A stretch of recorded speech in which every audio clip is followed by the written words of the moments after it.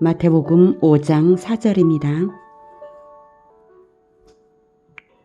애통하는 자는 복이 있나니 그들이 위로를 받을 것이며. 사랑하는 형제 여러분, 3월 5일 토요일 새벽 묵상에 오신 것을 환영합니다. 복음서들은 예수님께서 그리스도이신 것을 증명하는데요. 마태복음은 왕이신 그리스도에 초점이 있습니다. 1장은 왕의 출생, 2장 어린 왕의 순환, 3장 왕의 등장, 세례, 4장 왕의 시험과 승리, 그리고 5, 6, 7장은 왕의 법, 선포입니다. 산상수훈이 바로 왕 그리스도의 법입니다. 왕으로서 천국법을 선포하신 것입니다. 5장 1절에서 12절은 왕의 백성은 어떤 사람들인가, 그 속성을 말해주고 그들이 받는 복을 알려줍니다. 3절에서는 심령이 가난한 자에게 천국 소유를 인정하셨죠. 심령이 가난하다는 것은 무엇일까요?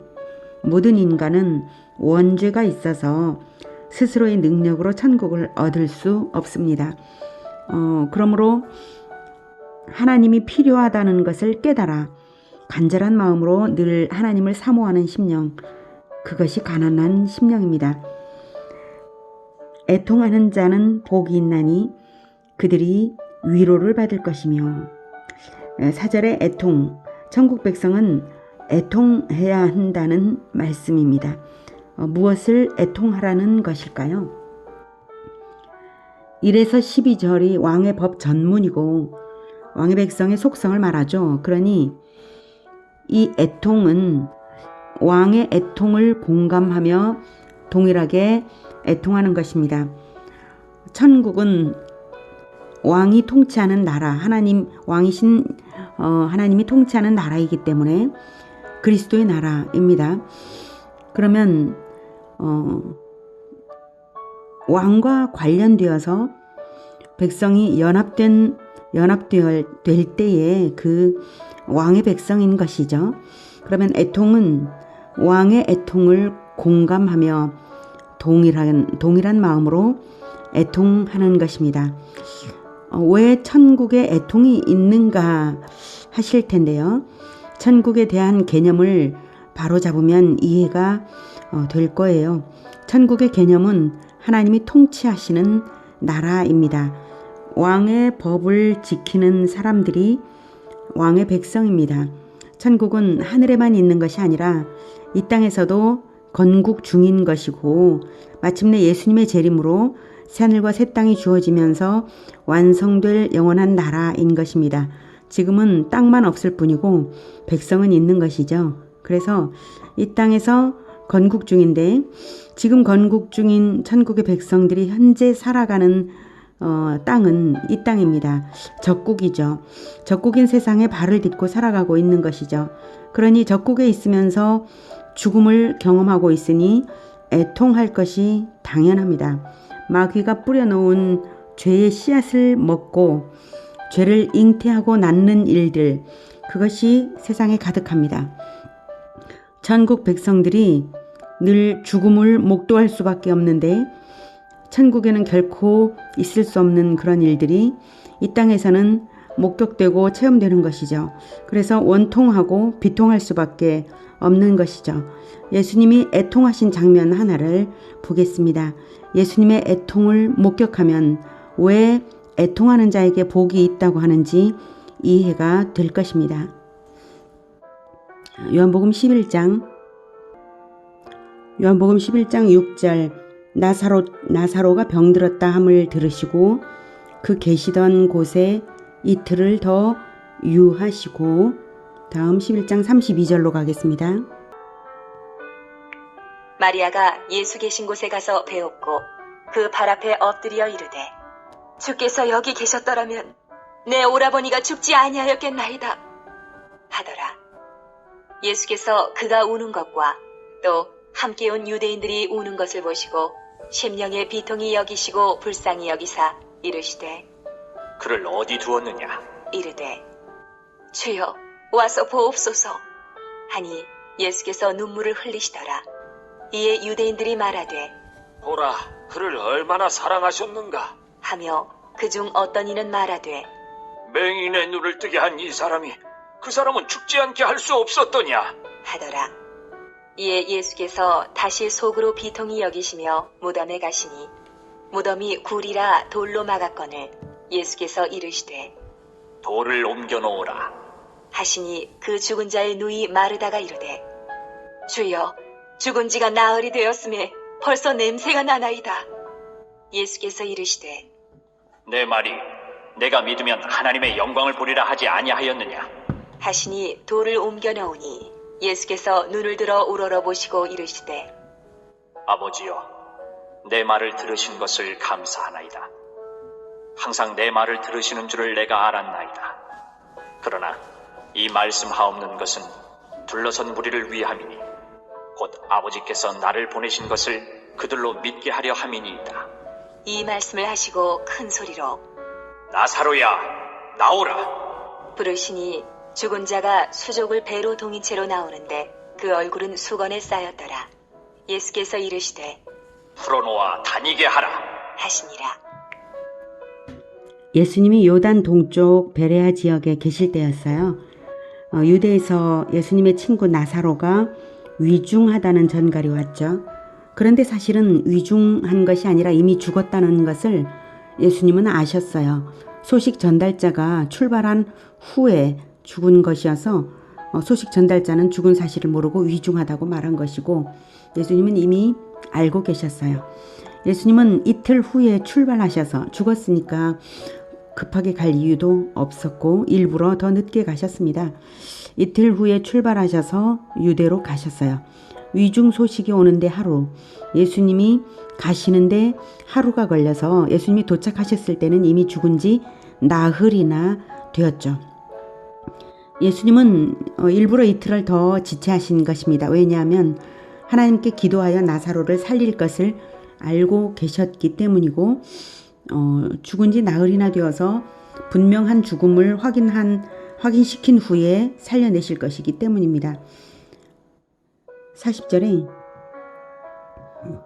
예수께서 이르시되 내 말이 내가 믿으면 하나님의 영광을 보리라 하지 아니하였느냐 하시니 41절 아버지여 내 말을 들으신 것을 감사하나이다. 네, 이미 감사하죠. 살아날 것을 아셔서 그렇습니다. 42절 항상 내 말을 들으시는 줄 내가 알았나이다. 그러나 이 말씀 하옵는 것은 둘러선 무리를 위함이니 곧 아버지께서 나를 보내신 것을 그들로 믿게 하려 함이니이다. 예, 나사로를 살리시는 목적은 사람들의 믿음을 위해서 목격하게 하시는 것입니다. 이렇게 결과를 미리 알고 계신 예수님의 비통함은 나사로 한 명의 죽음을 슬퍼하신 것은 아니라는 사실을 알 수 있습니다. 나사로 한 명의 죽음을 슬퍼하신 것이 아닙니다. 그렇다면 무엇을 비통해 하신 것일까요? 예수님의 비통은 인류가 죽음의 구렁텅이에 빠진 사실, 죽을 수밖에 없는 죄의 굴레에 씌워져서 죽을 수밖에 없는 존재들이 된 것, 그 자체에 비통하신 것입니다. 예수님의 비통은 에덴 동산에서 첫 범죄가 저질러진 바로 그 순간부터 역사 전체를 관통하며 역사 내내 하나님의 마음을 비통하게 한 바로 그 비통입니다. 하나님과 공감된 비통입니다. 우리에게도 이런 공감의 비통이 필요한 것이죠. 애통하는 자는 복이 있나니 그들이 위로를 받을 것이며 나사로의 육신의 죽음 그 한 가지 사실 때문에 눈물 흘려 비통하신 것이 아닙니다. 사실 나사로는 곧 살려냄을 받을 것이고 또한 다시 죽을 몸이거든요. 인간은 영원한 부활의 때가 오기 전에는 그 누구나 죽음을 피할 수 없습니다. 모든 사람의 그 원통한 죽음을 생각할 때 마귀의 간교한 속임수 때문에 죽음이 온 것이 원통하지 않을 수 없습니다. 그래서 예수님은 죽음 그 자체에 대해 비통하고 원통하신 것입니다. 우리는 어떤 비통을 가져야 하겠습니까? 하나님과 인간 사이를 갈라놓은 죄에 대해 깊이 슬퍼하며 회개하는 비통함을 가져야 하겠습니다. 죄 때문에 하나님과 멀어지고 죽음도 왔으니 사람을 죄짓게 한 마귀를 대적하며 비통해야 하겠습니다. 그런 사람에게 약속된 것은 위로입니다. 하나님의 비통을 공감할 줄 아는 사람에게 하나님이 가까이 다가와 공감해 주심으로, 그리고 또 그 비통의 근원적인 비통의 그 죽음을 넘어서는 부활을 약속하심으로 말미암아 진정한 위로가 임할 것입니다. 그리고 하나님의 비통을 공감할 줄 아는 그 사람이야말로 참으로 애통하는 사람들의 위로자가 될 수 있을 것입니다. 하나님의 위로를 전달하는 사람이 되는 것이죠. 그러니 애통하는 자에게 위로를 부어주시는 것이 합당하십니다. 부활을 생각하면 위로가, 그 모든 것은 다 위로가 됩니다. 잘 생각해보면 예수 그리스도 자체가 완전한 위로입니다. 세상의 것으로는 사람의 근본적 슬픔을 해결할 수 없습니다. 죄로 인한 슬픔은 그리스도의 보혈의 공로로 구원이 주어진다는 복음 외에는 위로가 되지 않습니다. 오직 그리스도의 대속으로서 믿는 자들이 죄사함을 받고 성령을 받아 부활이 보장되었다는 이 사실이야말로 완전한 위로입니다. 그리고 언젠가는 그리스도께서 다시 오셔서 천국을 완성하실 것입니다. 그때 우리는 부활하여서 영원한 새 예루살렘으로 들어갈 것입니다. 얼마나 위로가 됩니까? 이 땅의 아픔이나 죽음은 아무것도 아닙니다. 부활이 있으니 말입니다. 진정 하나님의 비통에 공감하는 자들은 하나님의 위로를 애통하는 자들에게 전달하고자 살아가게 됩니다. 애통하는 자가 복이 있는 이유는 바로 그것입니다. 하나님께 공감하여 애통할 줄 아는 사람은 하나님께 받은 위로로서 사람들에게 위로를 전달할 줄 알게 됩니다. 영원한 위로입니다. 하나님의 애통에 공감하며 위로를 전달하는 복 있는 자들로 살아가시기를 축복합니다. 기도하겠습니다. 하나님, 참으로 진정한 위로는 복음입니다. 예수 그리스도의 대속을 믿어서 죄사함을 받고 예수님과 연합하여서 살아감으로써 천국의 영원한 상을 바라고 부활의 때를 기다리는 이 기쁜 소식이 참으로 진정한 위로입니다. 하나님, 부활을 우리에게 허락하셨으니 우리가